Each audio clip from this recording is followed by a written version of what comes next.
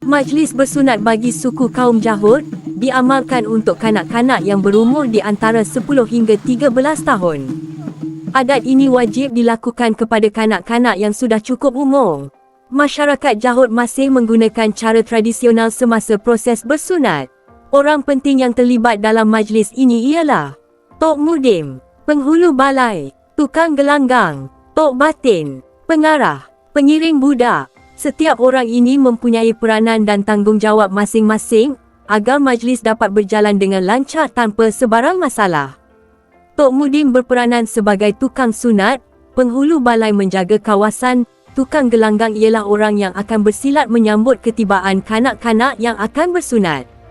Batin-batin dan yang lain bertindak sebagai penyambut, meraikan tetamu dan memastikan majlis berjalan lancar, meriah serta tiada masalah. Manakala pengarah pula berperanan untuk memantau dan mengarah kepada pihak yang menyediakan makanan, memasak, menghidang dan lain-lain lagi. Pengiring pula diberi tugas membawa kanak-kanak ke tempat bersunat dengan memegang tepat sirih. Sebelum bersunat, kanak-kanak tersebut akan berendam di sungai pada waktu pagi sehingga tengah hari. Makan dan minum akan dihantar ke sungai oleh pengiring. Selepas itu pengiring budak akan membawa kanak-kanak tersebut ke balai adat untuk melihat persembahan silat yang dilakukan oleh tukang gelanggang. Selesai persembahan barulah kanak-kanak ini dihantar kepada Tok Mudim untuk bersunat. Kebiasaannya majlis bersunat ini dilakukan secara beramai-ramai dan ibu bapa atau penjaga akan berkongsi kos perbelanjaan majlis bersama-sama. Majlis dibuat secara bergotong royong dan berlangsung selama 2 hingga 3 hari, bergantung kepada kemampuan tuan rumah, penganjur.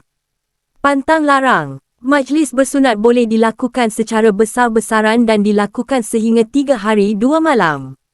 Selepas bersunat, kanak-kanak berkenaan tidak dibenarkan keluar rumah selama 3 hari dan tidak boleh melangkah dan terpijak tahi ayam. Peralatan bersunat. Terdapat beberapa peralatan yang digunakan semasa bersunat.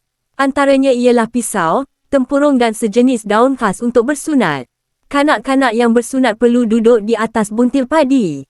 Selesai sahaja acara bersunat, semua alatan itu akan dibuang ke dalam sungai.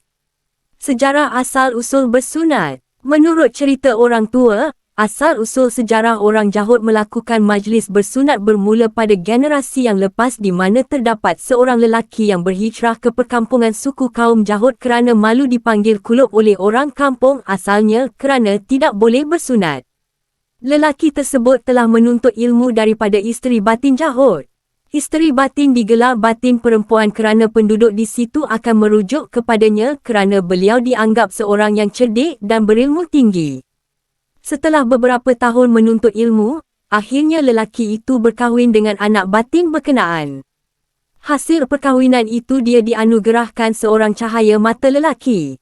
Lelaki itu meminta izin bapa mertuanya untuk mengadakan majlis bersunat kerana dalam kaumnya, anak lelaki diwajibkan bersunat. Pada peringkat awalnya bapa mertua beliau tidak bersetuju kerana bimbang berlaku kematian akibat bersunat. Setelah dipujuk dan diterangkan kebaikan bersunat barulah bapa mertuanya bersetuju untuk mengadakan majlis tersebut. Bermula pada kisah itulah masyarakat Jahud terus mengamalkan dan mengekalkan adat majlis bersunat untuk kanak-kanak lelaki mereka.